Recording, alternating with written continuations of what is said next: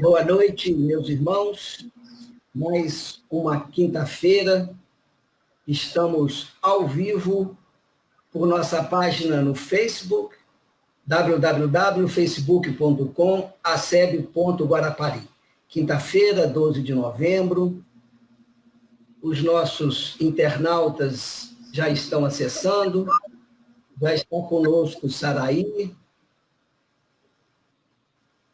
Rita, e hoje nós temos o prazer de receber, direto de Tabatã, Bahia, o nosso irmão Anderson Costa. O tema da palestra de hoje, a dinâmica do acerto. Anderson, conta para nós de onde você é, do seu trabalho. Bem, boa noite a todos, né? Somos gratos a Deus pela vida, a Jesus pela oportunidade de estarmos no planeta Terra, a Ismael por estarmos no Brasil, e agradecemos nesse momento a oportunidade que o pessoal da SEB aí de Guarapari está nos fornecendo como confiança, né, para que nós pudéssemos trazer até os companheiros que vão nos ver e ouvir daqui para frente, né, já que vai ser gravado e colocado em outras plataformas, um pouquinho dos estudos que nós vamos fazer aqui, estamos fazendo aqui na nossa casa, tá certo, gente? Antes eu vou falar um pouquinho de mim, para a gente ter essa interação. Vocês vão ver que eu sou uma pessoa comunzinha, de um membro comum da Casa Espírita, tá? Eu sou de Londrina, no Paraná, estou aqui na nossa região desde 2005. Nós temos um caminhar, uma jornada dentro da doutrina espírita desde o ano de 1990, e aqui em Itabatã, que é distrito de Mucuri, nós labutamos aqui na Casa Espírita GEAL, o Grupo Espírita André Luiz, aonde somos o coordenador do ESD, aqui da nossa casa, e expositor espírita também. Então, assim, uma pessoa comunzinha da Silva, tá certo? Nada de segredos. Gosto de dizer que já sou avô também. Muito bem. Dois netinhos é a coisa mais linda do mundo. Muito bem. Então, Anderson, esteja à vontade para o tema da noite, que Jesus te proteja. Que assim seja.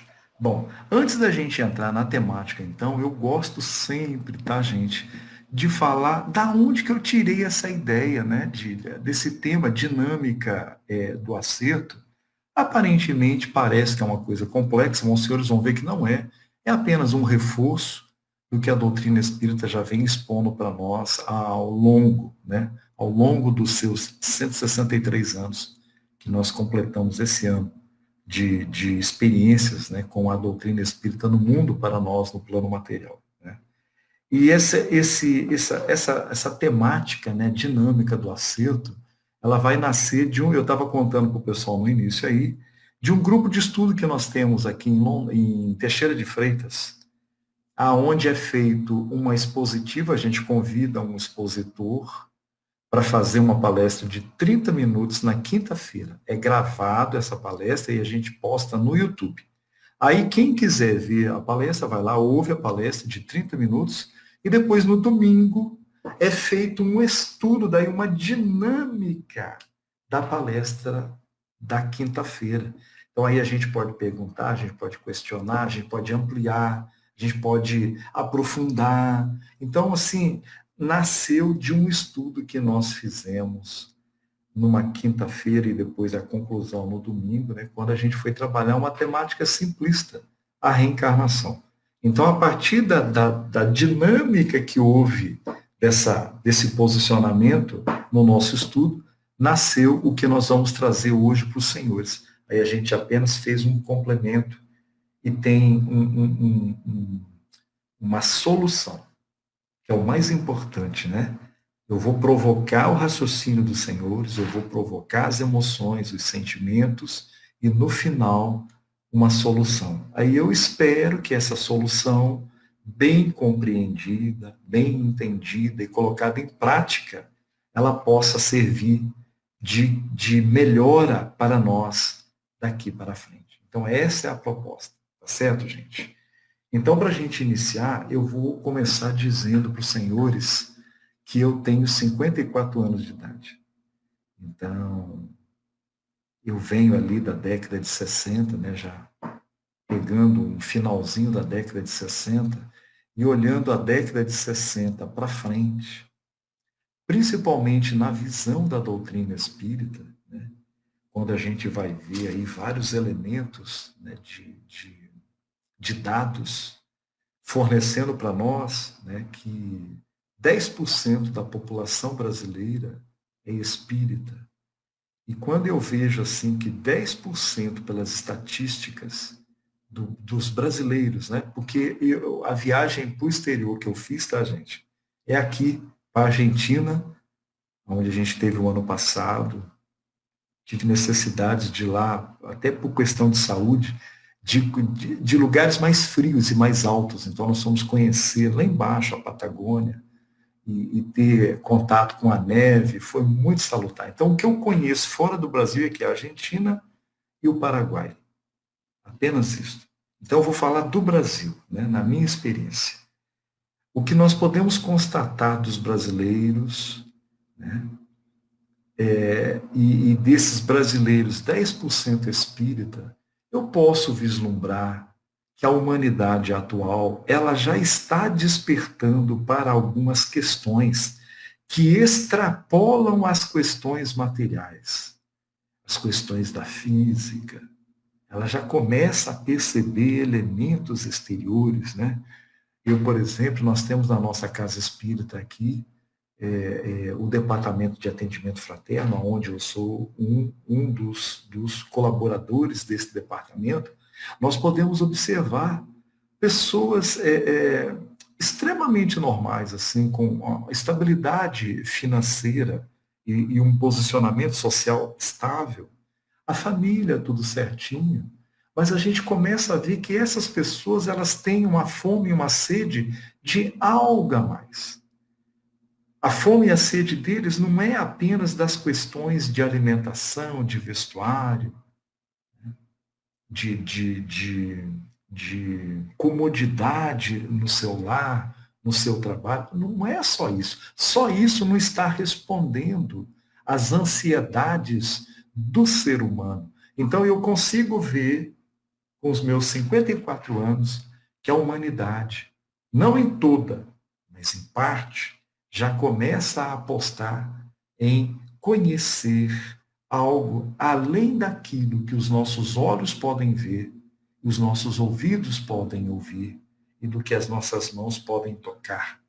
E que as nossas vãs ciências e filosofias ainda não conseguem conceber. O que, Anderson? Tem questões assim? Tem. Tem questões assim.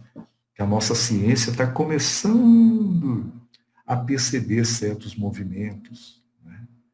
Mas ainda não consegue apostar, né, exatamente naquilo que precisa ser entendido. Então a humanidade começa a apostar em algo diferente.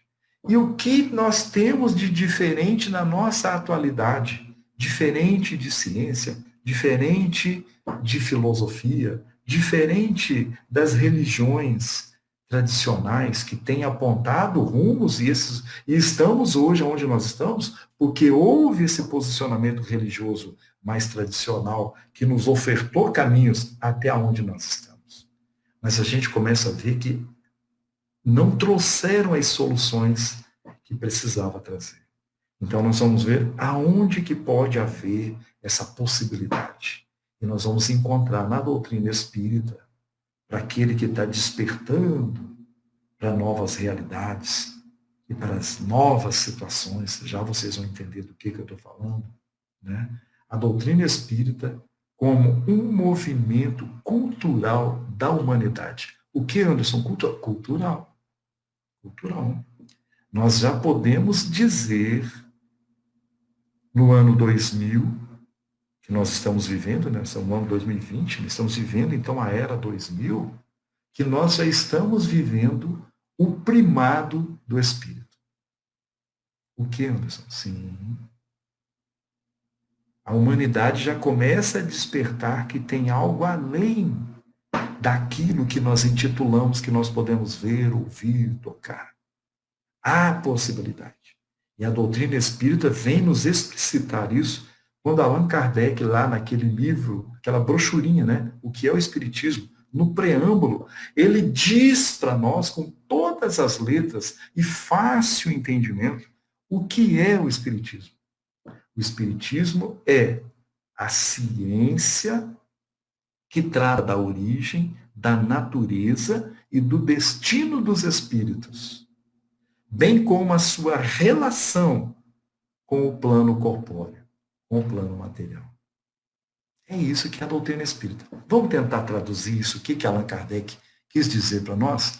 Allan Kardec quis dizer para nós que o espiritismo é a ciência da alma, do espírito, justamente o que estava faltando para a humanidade entender para solucionar certas questões vigentes em suas dificuldades. Estava faltando a gente entender sobre a alma, sobre o espírito. Então a doutrina espírita é esta, que diante de todo o processo natural nosso de ciência, de filosofia e religião, ela vem mostrar para nós o elemento espiritual.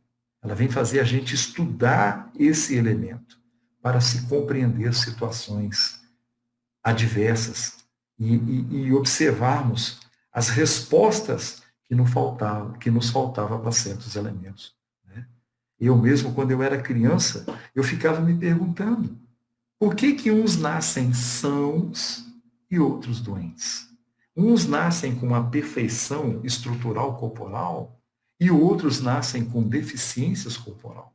Por que uns nascem pobres e outros nascem mais ricos? Por que uns nascem, parece já com uma destreza intelectiva e outros parecem que têm uma dificuldade em ampliar os horizontes intelectivos?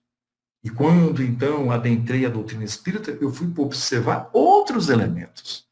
Elementos de moralidade, que quando eu não conhecia a doutrina espírita, eu nem observava esse fator. Mas agora eu observo. E as diferenças morais?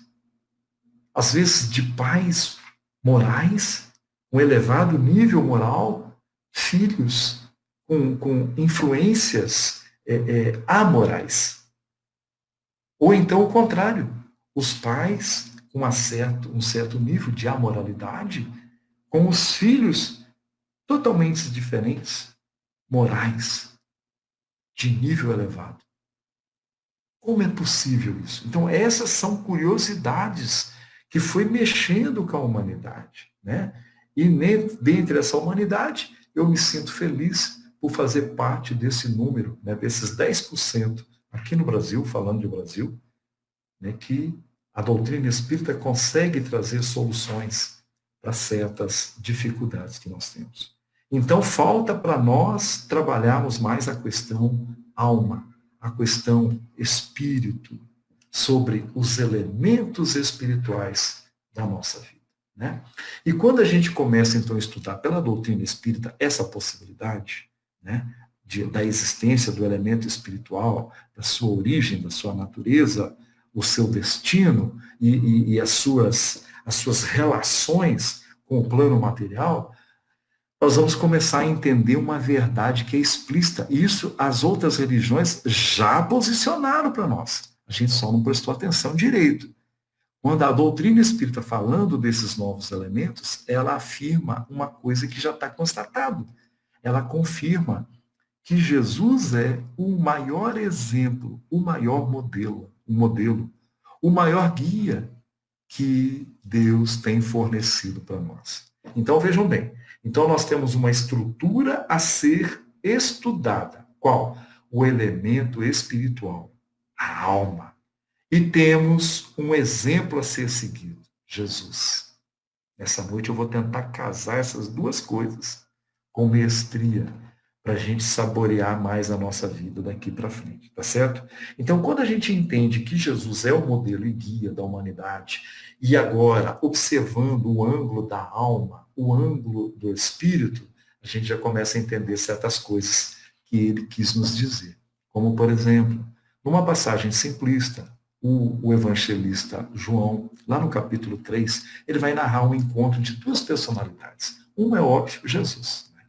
E a outra é Nicodemos. Mas eu vou me permitir aos senhores apenas citar essa passagenzinha lá do livro de João, no capítulo 3, porém, eu vou me apropriar da fala de um espírito, Amélia Rodrigues, no livro Primícias do Reino. Ela vai narrar esse encontro dessas duas personalidades e vai narrar de uma forma que fica mais entendível para nós.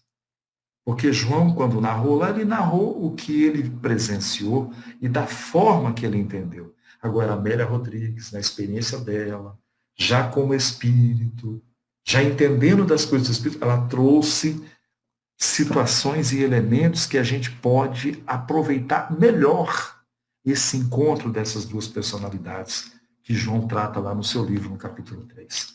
E a Amélia Rodrigues vai dizer o seguinte: ela vai narrar toda a personalidade de Nicodemos, que era um doutor da lei, era um estudioso contumaz, e ela vai narrar a história lá.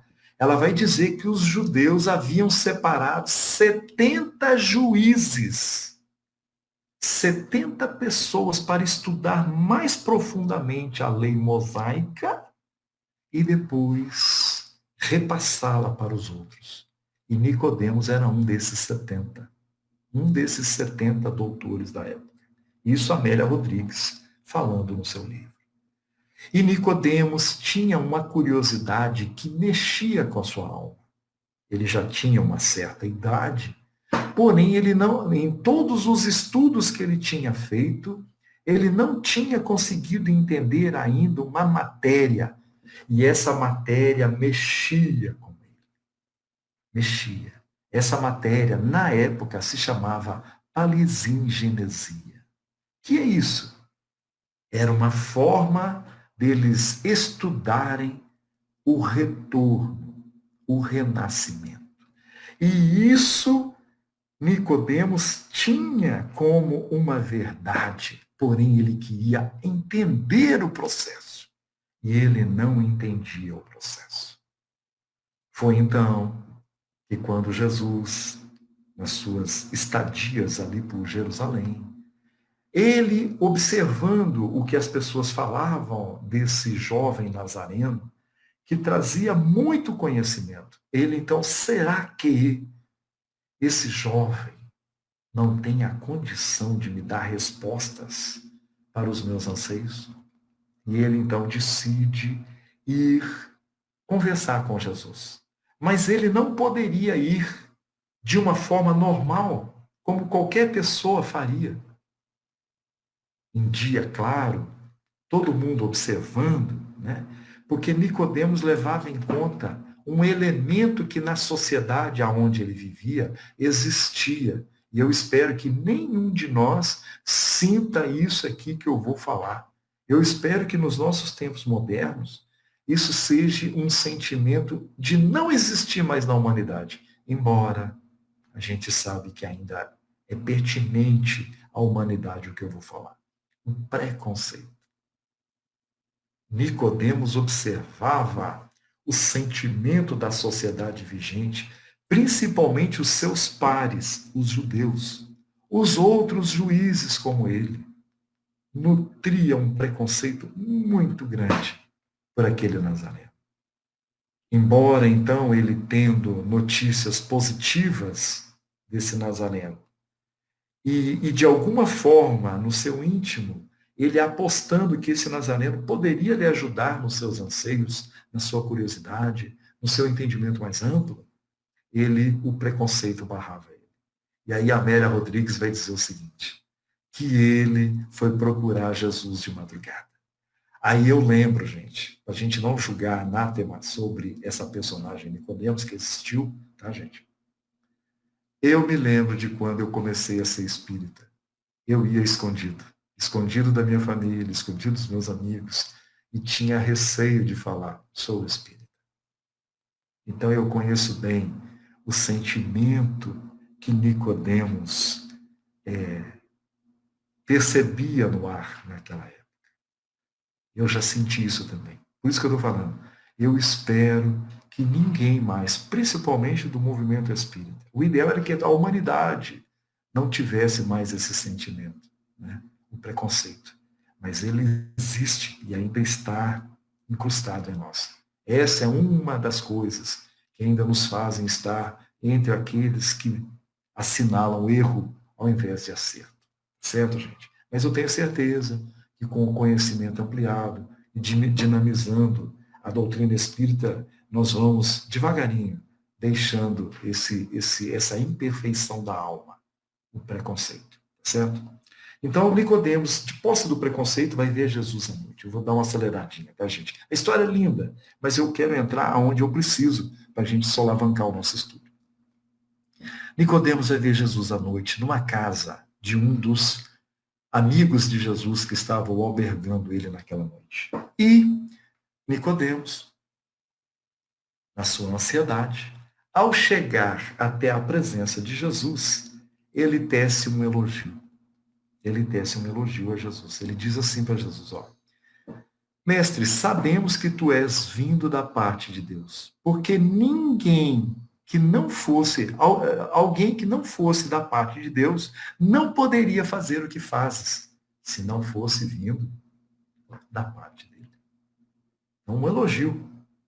A gente vê que ele ouviu falar de Jesus. Ele ainda não tinha estado na presença de Jesus e nem observado o que Jesus tinha falado. Então, ele tece um elogio. E Jesus, percebendo a mente humana e o sentimento humano, viu que aquilo ainda não era consistente. Era algo que ele tinha ouvido falar, mas não era algo que ele tinha presenciado. Jesus não dá a mínima importância. Então, isso fica para nós dentro da doutrina espírita também, essa questão do elogio, né? Quantas pessoas, eu fiz isto, e ninguém reconheceu. Olha, queria agradecer a ele, mas nós não precisamos disso. Nós não precisamos. O elogio, às vezes, ele faz bem para o ego em sentidos gerais. Mas nós devemos estar trabalhando a harmonia disso, a dosagem disso, tá certo? Fazer as coisas para ficar esperando que as pessoas venham render a gratidão a nós, isto não é salutar, é uma imperfeição da alma, tá certo, gente? Então, Nicodemos tece esse elogio. Jesus não dá a mínima importância para essa consideração de Nicodemos na inicialidade da conversa.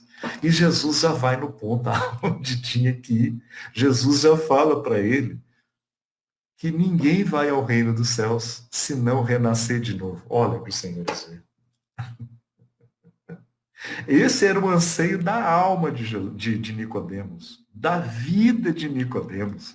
E Jesus já responde exatamente o que ele queria saber. Ninguém vai ao reino dos céus se não renascer de novo. Então, o renascimento era necessário. Nicodemos estava estudando exatamente o que precisava ser estudado. Ele se sente convicto. E isso é nós quando vamos estudar a doutrina espírita. Às vezes é o livro dos Espíritos, às vezes é o livro dos Médiuns, às vezes é a Gênese, às vezes é uma outra obra. A gente está estudando, e quando a gente está estudando, e no final a gente encontra a solução para aquilo que a gente estava procurando, a gente se sente realizado. Nossa, eu estou no caminho certo. Graças a Deus. Nicodemos se sentiu assim. A curiosidade dele fazia parte exatamente daquilo que precisava fazer. Ou seja, era necessário renascer. Olha para os senhores ver, que interessante, né? A percepção. Eu queria, antes da gente entrar no mérito da questão, a gente anotar duas possibilidades. A primeira é a curiosidade de Nicodemos. A curiosidade de Nicodemos faz com que o seu perispírito virasse um outdoor para a espiritualidade inteira ver. Para aqueles que tinham a percepção extrasensorial, que era o caso de Jesus. Perceber qual era a ansiedade dele. Qual era a ansiedade dele? Era entender como que se fazia para chegar no reino dos céus, já que ele tinha entendido que precisava renascer. Então, tudo aquilo que nós temos ansiedade, tá, gente? Tudo aquilo que a gente quer saber, o universo está vendo. Então, cautela com o que nós pensamos. Cautela com o que nós admitimos. Que às vezes a gente está falando uma coisa, mas o que a gente é de verdade é outra.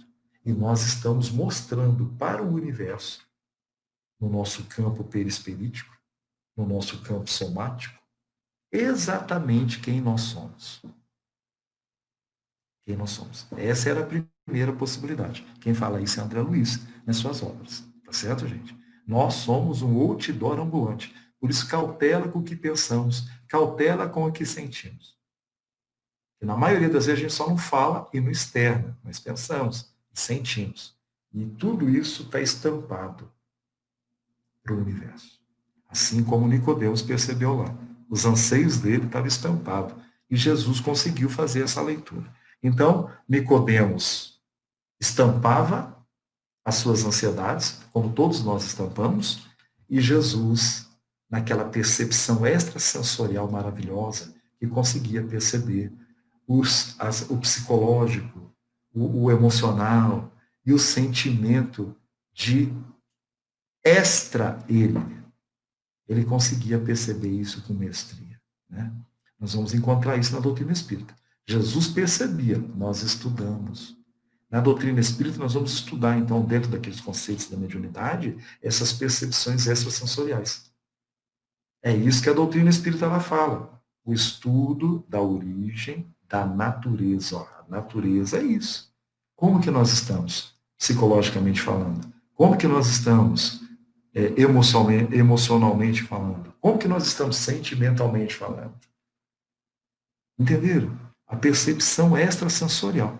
Então, na doutrina espírita, nós estudamos esses elementos. Eu posso afirmar, na minha experiência, né, de 30 anos de doutrina espírita, né, que já falei para os senhores que comecei em 1990, né, nesses 30 anos eu posso admitir que conheci várias pessoas dentro do espiritismo que estudavam profundamente os elementos de natureza, de origem, de destino dos espíritos, que percebia muito bem algumas naturezas.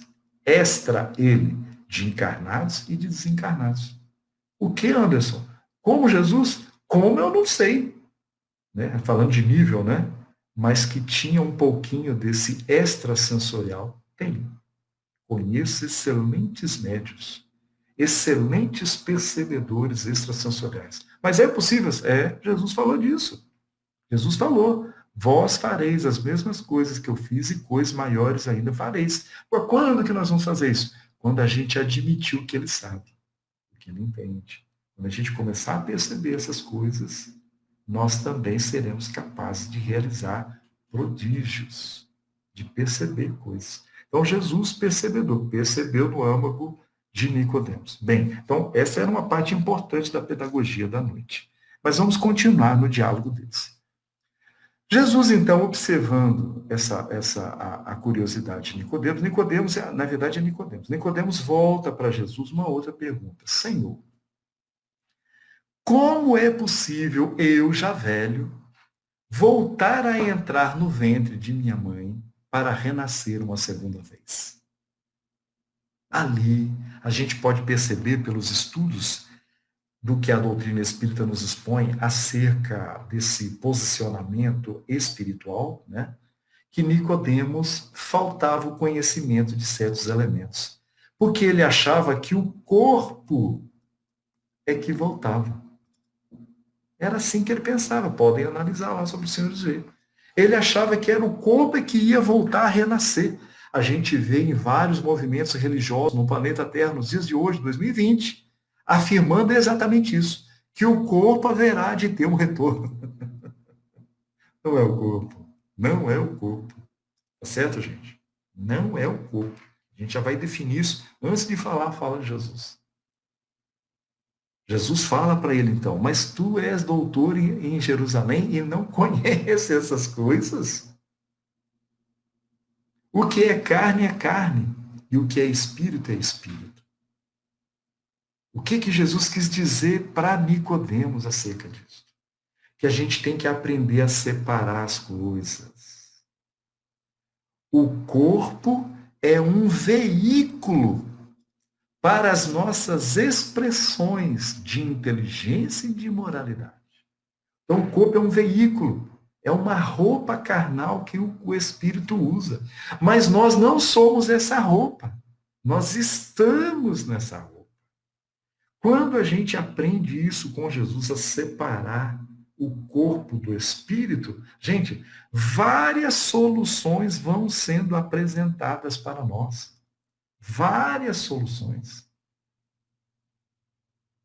Eu fico observando aquelas pessoas, né, que às vezes têm um desempenho assim amplo para desenvolver o corpo, né, exercícios físicos, vitaminas, cirurgias plásticas. Não que esteja errado. Mas gasta-se um tempo e uma energia muito grande para essas situações. Aí você pergunta para ela, e para a sua alma, você espírito, o que você faz? Quantas preces você faz por dia? Meditações, quantas? Concentração, você entende bem? Você consegue dizer para uma fome assim, aguarde.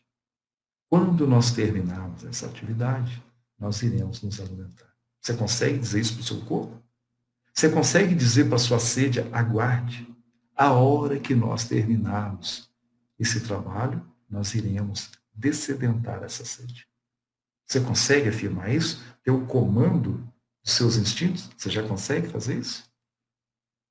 Só vai conseguir fazer isso quando a gente admitir que o corpo é um instrumento, a gente precisa cuidar dele sim, mas o mais importante é o espírito, que a maioria das pessoas não sabe nem que existe. Essa é uma das finalidades da doutrina espírita. Expor para a humanidade a existência do espírito, do elemento espiritual, que somos nós. Nós somos esse espírito. E Jesus, então, traz essa mensagem ali para Nicodemos. Nicodemos, o que é carne, o que é espírito. São elementos diferentes. Isso fica comprovado que Jesus estava falando para ele aprender a separar as coisas, porque quando Jesus vai falar, né, quem é que retorna? Ali no livro de Mateus, no capítulo 10, quando vieram falar para Jesus que João Batista tinha falecido, ele tinha sido assassinado. Eles vieram contar para Jesus isso. E Jesus, falando de João Batista, diz, se vós crereis, ouçam, João Batista é Elias que havia de vir. Que história que é essa? Havia na legislação mosaica um futuro, uma premissa de que Elias, que havia vivido mais ou menos 800 anos antes de Jesus, ele iria retornar antes do nascimento do Messias, do Cristo de Deus. Havia isso na premissa da lei judaica. Era isso que Nicodemos estava estudando. O retorno. Elias iria retornar. Existe uma outra premissa também numa fala de Jesus, quando ele manda os discípulos saírem, divulgarem, né, a boa nova. Quando eles voltam, Jesus pergunta para eles, quem dizem os homens que são? Aí uns falam, uns dizem que você é um dos profetas antigos que voltou. Olha a lei lá, judaica, o retorno. Olha só para os senhores verem. Então, quando Jesus afirma, então, que João Batista era Elias, lá no Mateus capítulo 10, o que ele queria dizer para Nicodemos? Nicodemos, o que volta não é o corpo, é o espírito, é a alma. E quando nós vamos analisar, então, o perfil psicológico e espiritual de Elias e compara com o de João Batista, nós vamos ver que eram idênticos. Idênticos, gente. Quando você vai estudar mais amplamente e profundamente ali. O psicológico deles eram idênticos. O que isso quer dizer? O espírito que voltou. Agora, voltou num corpo diferente. Voltou com um nome diferente, numa época diferente, de pais diferentes. Nicodemos até achava que era na mesma mãe. Ele fala, como é que eu posso voltar e entrar no ventre da minha mãe e renascer de novo? Ele achava até que era a mesma mãe. Então não era a mesma mãe. O que volta é o Espírito. Uma nova situação, uma nova possibilidade, quem sabe até num corpo de gênero diferente. Nós temos visto isso aí muito comum nos nossos dias de hoje. o espírito com o psicológico masculino num corpo feminino, ou então o contrário, o psicológico feminino num corpo masculino. E aí? É possível? É possível. Um espírito que transitou lá pelos indianos, né, mais moreno, e agora transitando lá pela Europa, numa pele mais clara, é possível. É possível, sim. Então, são essas realidades que a gente tem que ir tratando. Então,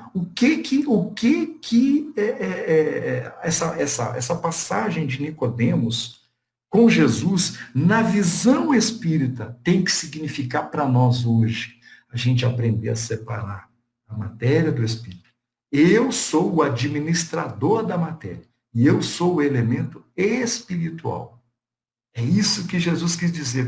O que é carne, o que é espírito provém do espírito. Então a gente tem que admitir isso. Somos espírito.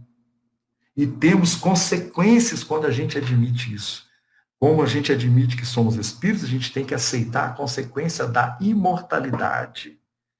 Então, o corpo vai perecer. O corpo vai passar por transformações de tal forma que a gente vai dizer morreu. Mas o espírito não. O espírito, ele continua existindo. É isso que significa imortalidade. E isso que significa transcendência, né? Eu tenho uma experiência assim muito assim materializante, né? Vamos dizer assim, que foi o desencarne do meu filho. Eu tenho um filho que desencarnou em 2014 agora, né? Então, eu, quando enterrei os restos mortais dele, lá no cemitério, lá naquela quadra, lá naquela cova X, se nós fôssemos hoje desenterrar, nós vamos ver que o corpo não existe mais. Ele está desintegrado e já voltado para a sua natureza mineral e fluídica do universo.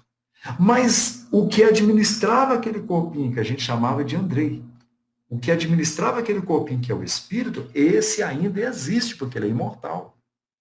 O administrador daquele corpinho, ele existe numa outra dimensão, na morada dos espíritos, aonde a doutrina espírita chama de plano espiritual. Então, ele deixou o plano material, o plano corpóreo, para se estabelecer de novo, porque nós somos de lá. Nós estamos aqui, já vocês vão entender para quê. Mas nós não somos daqui, nós somos de lá. Como Jesus falou, o meu reino não é desse mundo, o meu também não é, e o dos senhores também não é daqui. Nós estamos aqui por um motivo, já vocês vão entender que motivo que é esse. Tá certo, gente? Então somos espírito. Então quando a gente entende que somos o elemento espiritual do universo, né? E que somos imortais, e que admitimos, então, que já tivemos outras encarnações aqui, e que haveremos de ter outras encarnações nesse planeta e em outros planetas, então nós temos que agora começar a admitir em qual ambiente nós estamos vivendo. Então eu sou um espírito que tem uma construção anterior e que pode construir para o futuro. Agora, a ideia é, aonde nós estamos? Qual é o nosso ambiente? E aí, então, pela doutrina espírita, nós vamos observar que o planeta Terra, ele também tem natureza, ele também tem classificação. Os espíritos não descreveram para nós lá a classificação dos espíritos? Aí, então, quando a gente admite, então, essa realidade pela doutrina espírita, nós vamos entender que o planeta Terra, ele também tem a sua natureza e tem a sua classificação. Estudando pela doutrina espírita, os espíritos disseram que há lá os mundos primitivos, os mundos de prova e expiação, os mundos de regeneração, há também os mundos de descanso, né, e os mundos felizes. Eles apresentaram 5 classificações para nós. E quando nós vamos analisar por essa classificação qual é a natureza do planeta Terra, que é o nosso ambiente, que nos alberga por hora, por momento, nós vamos ver que é um plano de provas e expiações. E o que é isso, plano de provas e expiações? Eu gosto de fazer uma comparação para a gente entender com uma escola. Porque o planeta Terra é um educandário. Embora muitos vejam que é um hospital, embora outros vejam que é um grande hospício. Não importa. Isso é a visão de cada um, segundo o nível de cada um. O que importa é a gente entender pela doutrina espírita que o planeta Terra é um plano de provas e expiações, tá certo? É um educandário. Então, fazendo uma comparação do plano de provas e expiações, que é o planeta Terra, com uma escola, nós vamos ver o seguinte. Então, o aluno na escola, ele tem um período ali de aplicações e de aferições. E ele passando por essas aplicações e por essas aferições, ele não sendo aprovado numa primeira instância, ele vai para uma segunda instância. Qual é essa segunda oportunidade do aluno dele exercer melhor os seus conhecimentos, os seus entendimentos das matérias aplicadas nele? É um elemento chamado recuperação, falando de educandário.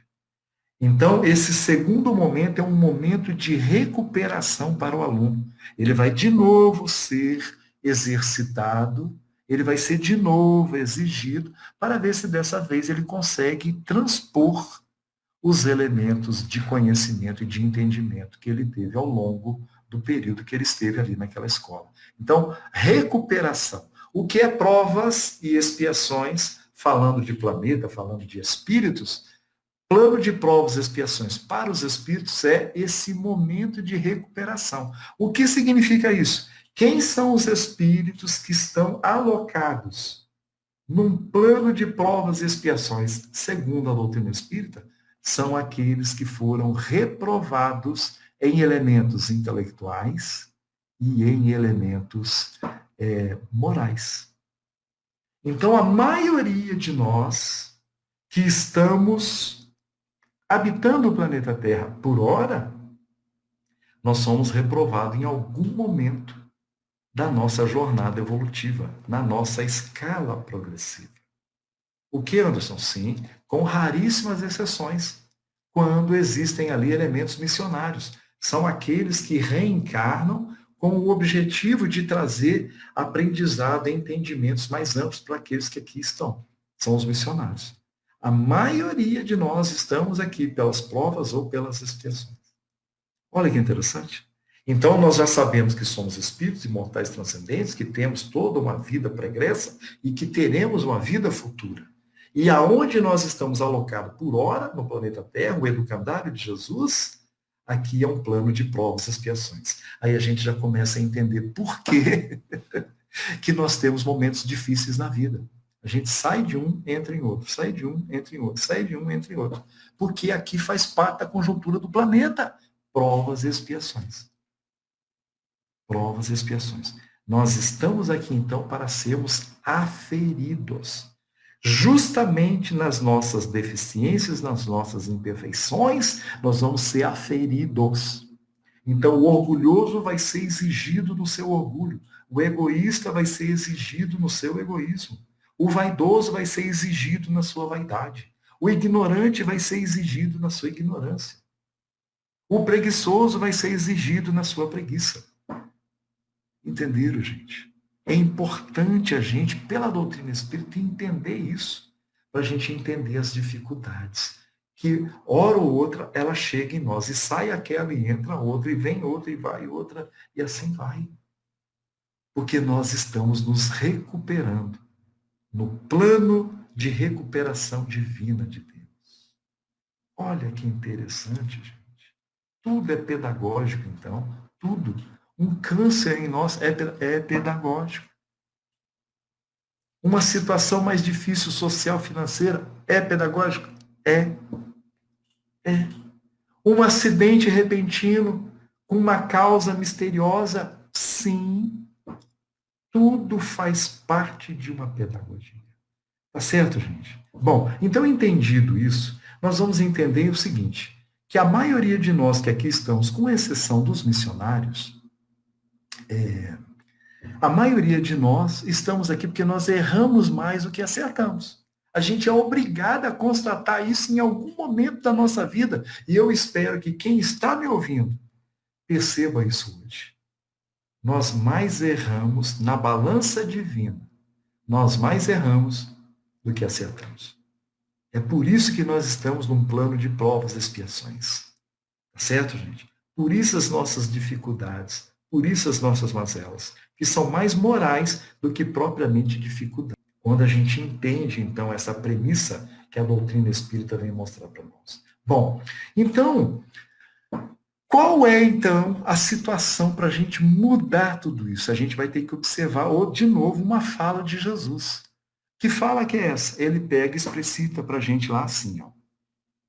Uma fala simplista. Está lá no livro de Mateus, no capítulo 26, no capítulo 48. Ele pega e fala assim, ó. Vigiai e orai. A gente vê muitas pessoas falar, orai e viajar. Não.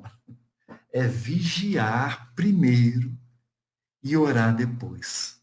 Porque se a gente deixar de vigiar, só a oração vai ser impotente. Impotente para a gente atingir os objetivos. E Jesus fala, orai e vigiai para que não entrais em tentação, porque o espírito está pronto, mas a carne é fraca. Ó, novamente, Jesus separa as duas situações que a gente começou a falar no princípio. O espírito está pronto, mas a carne é fraca. Vigiai e orai, repetiu ele. Então agora nós temos que entender que história que é essa de vigiar. Na dinâmica da nossa cultura ancestral, ou seja, nós, antes de doutrina espírita, nós aprendemos com essa cultura vigente da época, lá para trás, nós aprendemos que vigiar é vigiar os outros, o que os outros vão nos fazer, o que fulano pode fazer, o que os outros vão fazer. A gente nunca parou para pensar no que eu posso fazer. Mas Jesus deixou claro lá, para que não entreis em tentação. Então, o vigiar não é os outros, é nós. É um olhar para dentro. É um olhar para dentro. E aí a pergunta é, vigiar o quê? O que eu tenho que vigiar em mim?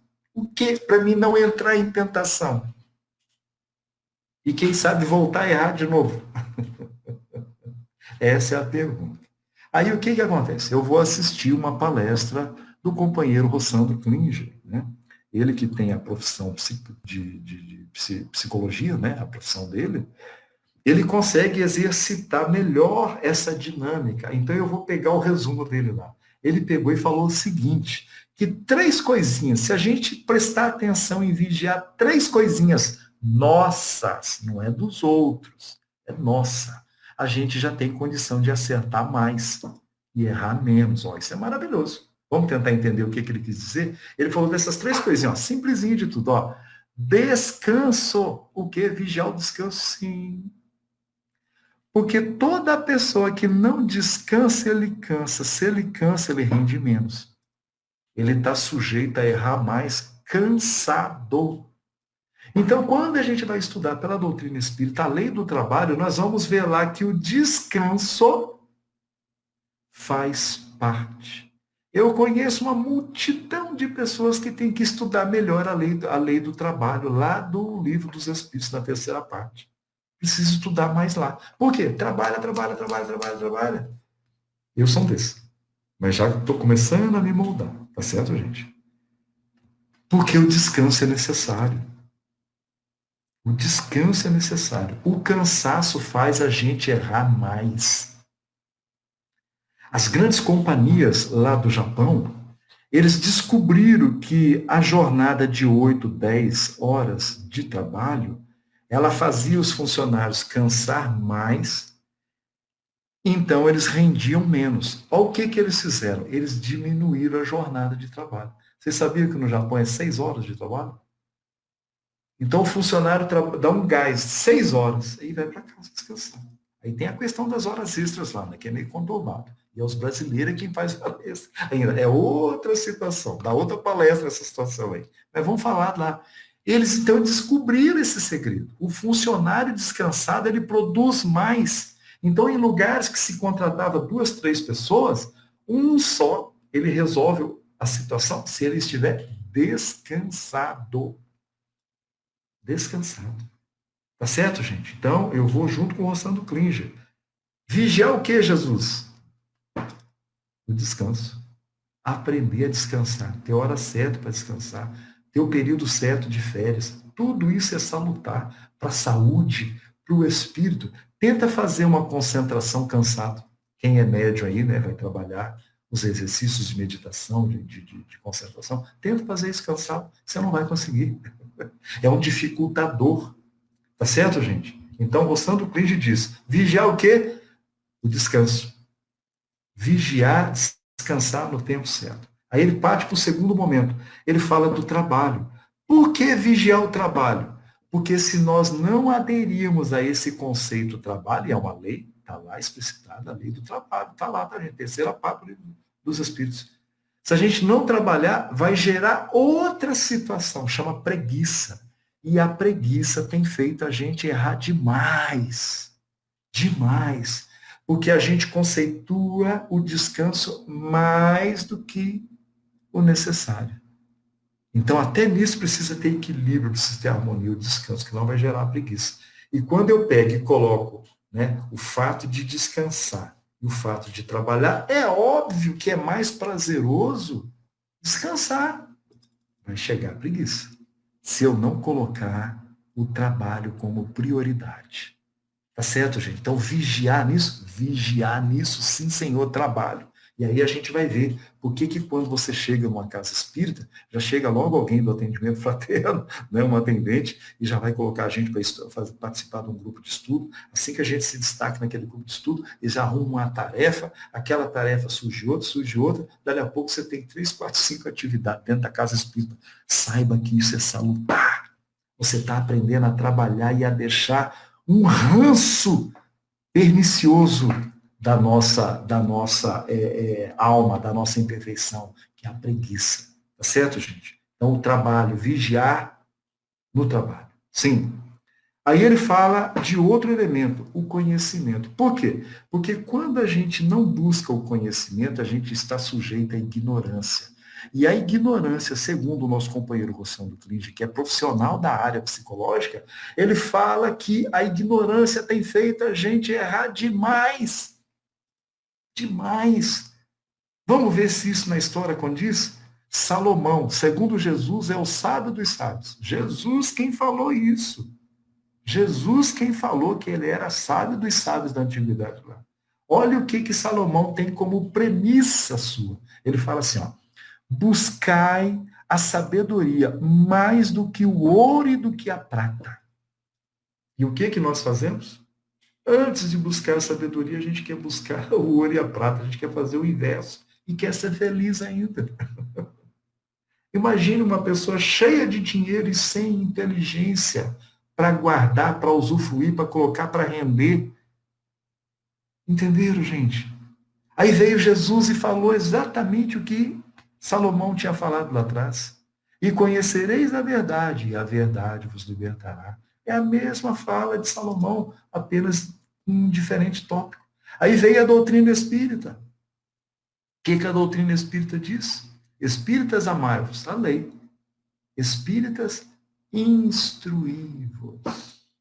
Por quê? Porque a instrução, o conhecimento, faz a gente acertar mais. Bom, então quando a gente entende essa dinâmica então do Rossano Clinge, né, vigiar o descanso, o trabalho e o conhecimento, nós vamos começar a entender uma outra dinâmica, né, que Allan Kardec, lá no livro o Evangelho segundo o Espiritismo, no capítulo 11, item 8, ele vai falar lá de 3 elementos que a gente tem que prestar atenção nessa questão de vigiar também. Ele vai lá falar, então, do instinto, da emoção e do sentimento no item 8. O item 8 todinho vai dizer para nós lá o que é o instinto, o que é emoção e o que é sentimento. Gente, é a mesma coisa. Os espíritos vão dizer lá que o sentimento é o instinto instruído e depurado. Olha a instrução aí de novo. Olha o conhecimento aí de novo. Olha a sabedoria aí. Entenderam, gente? É a mesma coisa, apenas aperfeiçoado. Então, nós vamos ver que existem elementos instintivos ainda dentro de nós. Como que a gente observa ele? A pessoa que é inteiramente instintiva, ela tem uma reação igual e na mesma proporção que ela sofreu. Isso é instinto. Então, se alguém te bateu, você por automatismo. Bateu nela também. Né? Alguém te deixou com fome, você quer deixá-la com fome. Isso é instinto. São funções instintivas e a gente tem que vigiar isso nos nossos dias de hoje, 2020, gente. A gente tem que vigiar. E as emoções, segundo Allan Kardec? As emoções são os elementos exteriores que fazem a gente ter influência. Então, as emoções é tudo aquilo que a gente causa reação. Então, eu tomo uma água, eu vou dizer se ela está quente, se ela está morna, se ela está fria, né? Se ela está velha. Isso é emoção. São reações externas que nós temos, certo? E o que é o sentimento? O sentimento, então, é aquilo que os Espíritos falam lá no item 8. Sentimentos é a depuração do instinto com o conhecimento. Isso é o sentimento. Que beleza, né? Então, quando a gente entende essa parte que os Espíritos disseram para nós, lá no Evangelho segundo o Espiritismo, capítulo 11, no item 8, a gente tem a condição, agora eu estou fechando, tá, gente? A gente tem a condição de entender o que Calderaro, no livro Mundo Maior, vai trabalhar lá, quando ele fala no capítulo Casa Mental. Ele vai dizer que nós temos 3 níveis de casa mental. E ele vai falar isso, que o entendimento desses 3 níveis da nossa casa mental vai nos ajudar nas nossas tomadas de decisão. Quando eles precipitam o que a psicologia já fala aqui para nós. Os 3 níveis, né? Os 3 níveis lá. Subconsciente, consciente, superconsciente. Né? Ele vai falar isso como se fosse andares de uma casa, né? O porão, o subconsciente, né? O andar consciente, e o andar superior, né, o nosso sótão, o nosso superconsciente. O que isso significa para as nossas tomadas de decisão? Vai entrar essa questão que os Espíritos comentaram junto com Allan Kardec lá no Evangelho segundo o Espiritismo, capítulo 8, né? As questões dos instintos, das emoções e dos sentimentos. Quando a gente percebe essa conexão, nas nossas tomadas de decisão vai ficar diferente. Quer ver? Isso é Calderaro falando lá, gente. É Calderaro.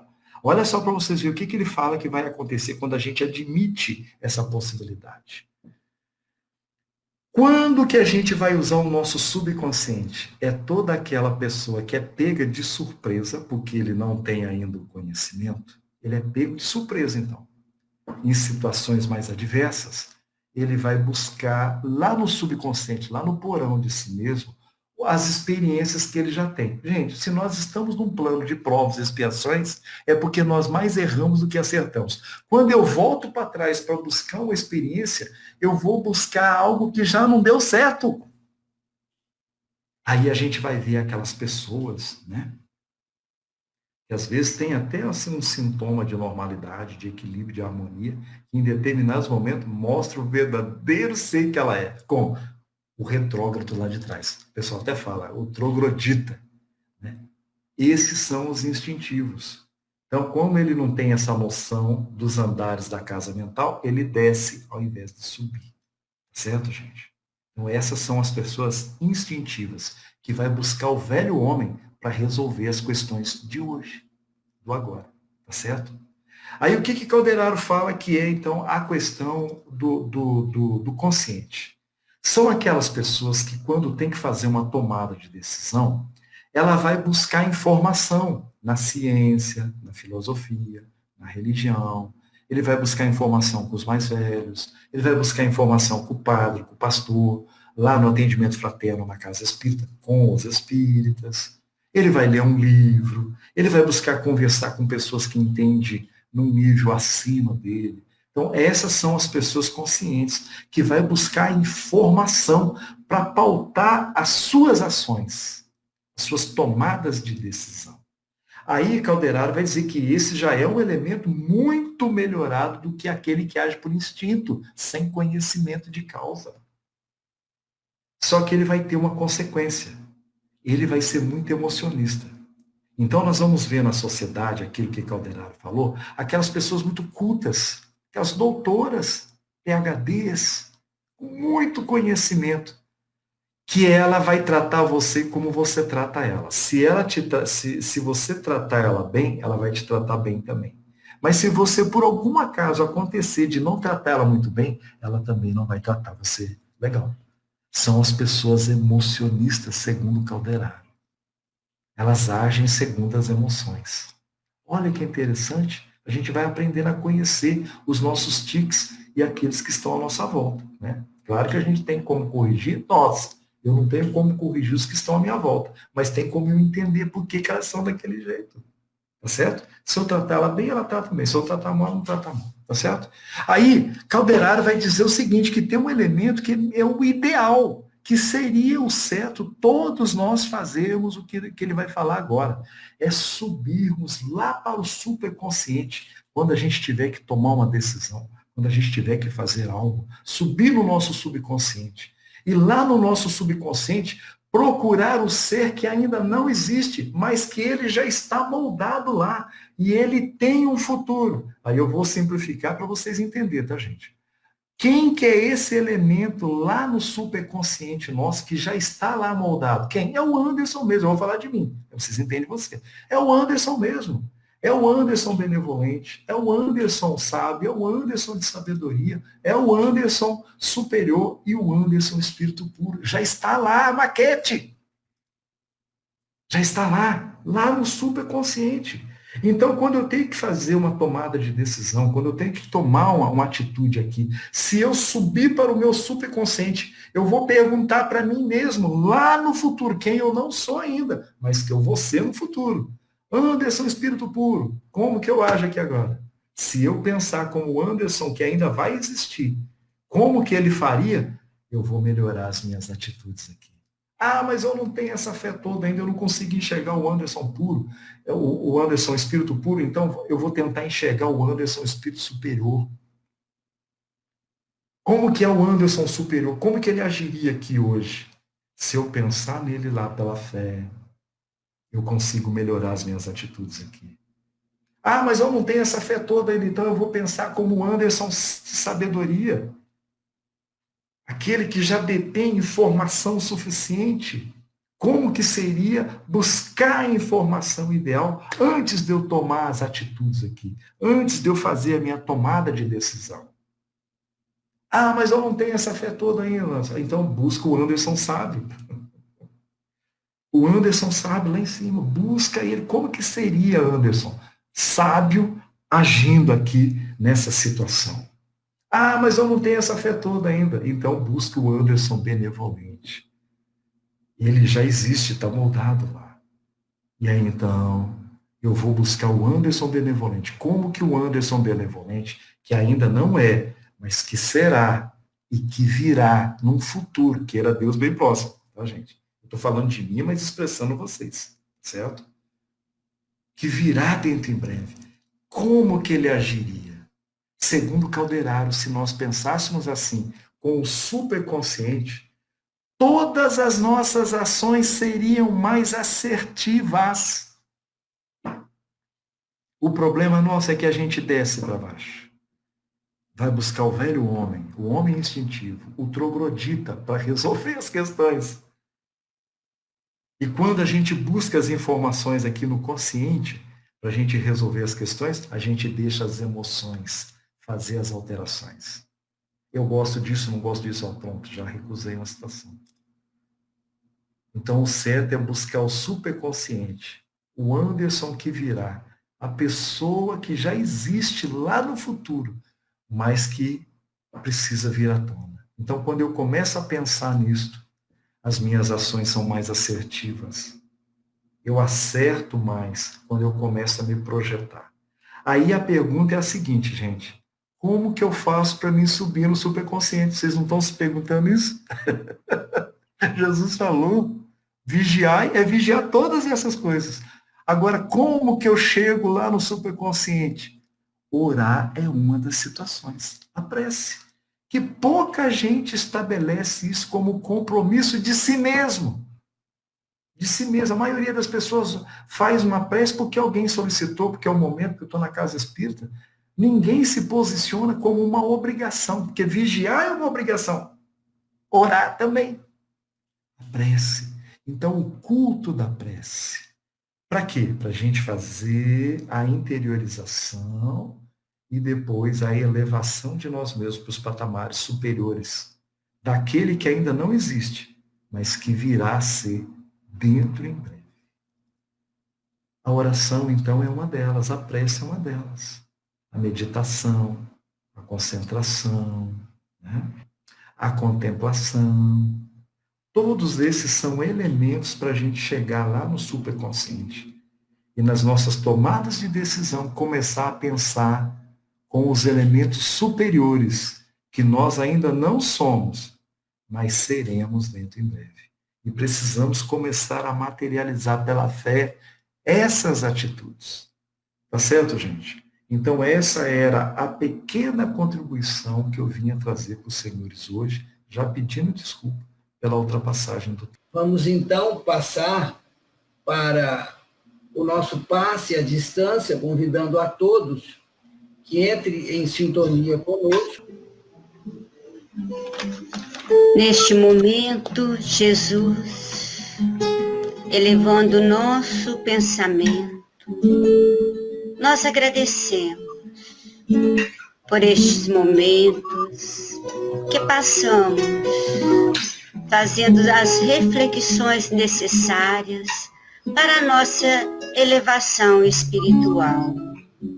E vamos também pedir aos amigos espirituais que nos envolvam nessas energias benéficas que atuarão no nosso campo físico, mental e espiritual, auxiliando o nosso corpo físico no seu reequilíbrio dos órgãos, do tratamento que tanto necessita. Os nossos irmãos que estão passando por dificuldades, seja de doença, seja no campo emocional, que neste momento possa receber este tratamento espiritual, que para o nosso bem, para mantermos a mente e o corpo sadios, vamos nos prevenir de tudo que nos induz ao mal, evitando pensamentos negativos, não acalentando imaginação doentia, não nos demorando ouvindo conversas inconvenientes, mas que permitamos que as energias salutares, vindas de esferas superiores, acalentam e envolvam os nossos corações, trazendo-nos serenidade, calma para a nossa mente. Que a perseverança no bem seja o nosso lema, pois, por menor que seja a nossa luz, façamo-la brilhar. E assim possamos acender em nós este farol que nos manterá conectados a Deus, aos amigos espirituais. E vamos continuar o nosso passe através da música. Como estiveres agora, nosso bom Deus te guarde. Como estiveres pensando, nosso bom Deus te use. Onde te encontres na vida, que Deus te ilumine. Com quem esteja seguindo, nosso Senhor te guie. No que fizeres tu, peça ao bom Deus que possa me amparar. em cada passo teu. A mão de Deus irá te abençoar. Queridos irmãos, vamos procurar aproximar os nossos corações de nossos entes queridos, doando amor, afeto, compreensão. Não vamos economizar este amor, pois a nossa felicidade... Tu. Peço ao bom Deus que possa te amparar em cada passo teu. A mão de Deus irá te abençoar, irá te abençoar. A nossa felicidade será de acordo com a felicidade que proporcionarmos ao nosso próximo. Que Jesus nos abençoe. Que assim seja.